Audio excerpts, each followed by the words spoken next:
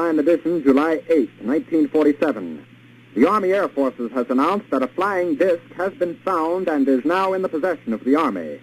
Army officers say the missile, found sometime last week, has been inspected at Roswell, New Mexico, and sent to Wright Field, Ohio, for further inspection. For a few brief hours in July 1947, the world was different. The Roswell Army Air Force had captured a flying disc. It was official. Humanity was not alone. But then the curtain dropped. By the next morning, the flying disc had become a weather balloon. Burlap, tinfoil, and sticks. To believe anything else was ridiculous, despite what the Air Force had admitted just 24 hours earlier. We were told to look away, and for 70 years, we did. The phenomenon was relegated to the basement. If citizens admitted seeing an unexplainable light in the sky, they were kooks, fodder for late-night monologues and tabloid covers between stories of Bigfoot's baby and Elvis sightings. The weather balloon story didn't just cover up a crash. It weaponized stigma. It made the truth look ridiculous. See, I always wondered, why is it that UFOs never land at MIT or UCLA? They always land in the middle of a swamp where Bob Bookie and his cousin Weenie are out fishing. But the cover-up wasn't just about government memos. It was about culture. In the 50s and 60s, Hollywood took the flying saucer and turned it into a drive-in movie trope. Alien invaders became rubber-suited monsters, cheap thrills for teenagers.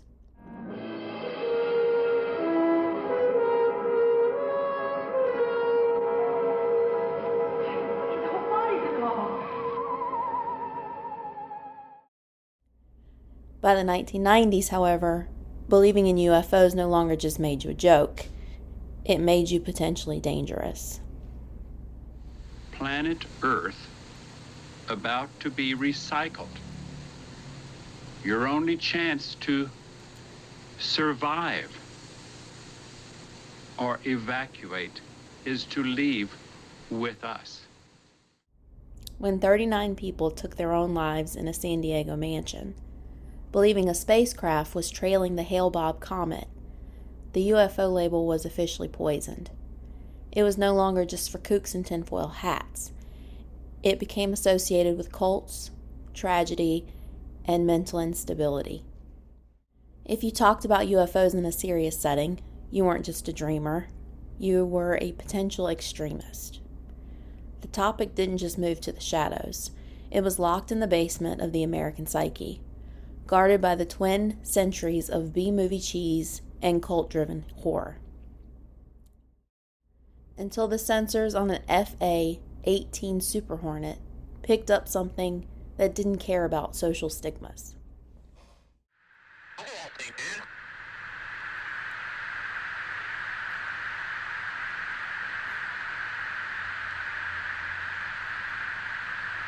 That's not LNS though, is it? It's not. That is LNS, dude. Well, if there's like a thing, it's rotating. In 2017, when the New York Times leaked the Tic Tac video, the laughter stopped.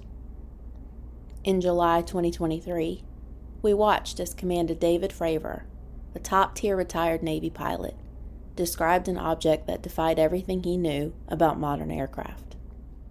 From what you saw that day and what you've seen on video, did you see any source of propulsion from the flying object, including on any potential thermal scans from your aircraft? No, there's none. There's no IR plume coming out, and Chad, who took the video, went through all the EO, which is black and white TV, and the IR modes, and there's no visible signs of propulsion. It's just sitting in space at 20,000 feet.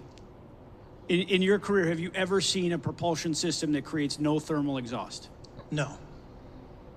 Can you describe how the aircraft maneuvered? Abruptly, very determinate. It knew exactly what it was doing. It was aware of our presence, and it had acceleration rates. I mean, it went from 0 to matching our speed in no time at all. Now, if the fastest plane on Earth was trying to do these maneuvers that you saw, would it be capable of doing that? No, not even close.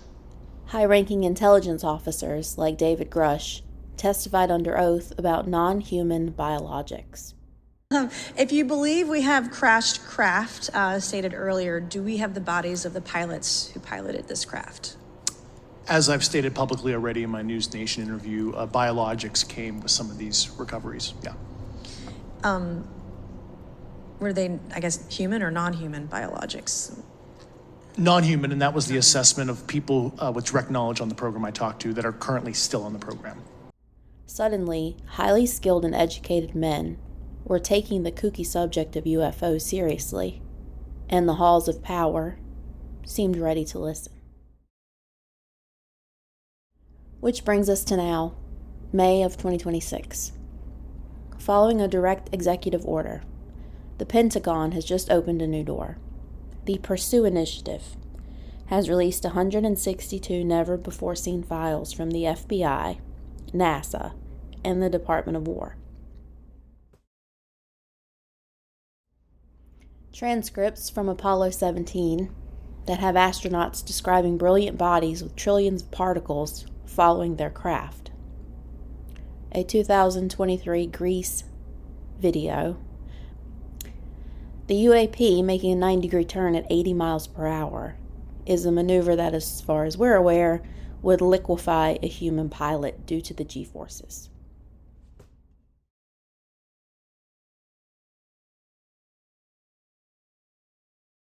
The government is no longer dismissing every strange light in the sky as a weather balloon or swamp gas. They're now referring to them as unresolved, unidentified, anomalous phenomena. They're releasing the archives and bringing some disclosure to the American people.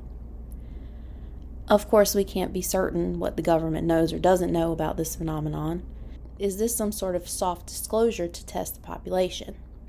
To see if the mere possibility of another species occupying our airspace is enough to send the entire world into a tailspin? Are these documents really the best evidence the government has of this phenomenon? In a nation full of surveillance and smartphones, that seems hard to believe. Either way, it seems the joke is over. The archives are opening, and the Midnight Negative is just beginning to develop. I'll leave a link to the released documents in the description, as well as the pertinent congressional hearings with government whistleblowers. I'd love your takes on this whole situation. Is this legitimate disclosure or just a temperature check? Leave your thoughts in the comments.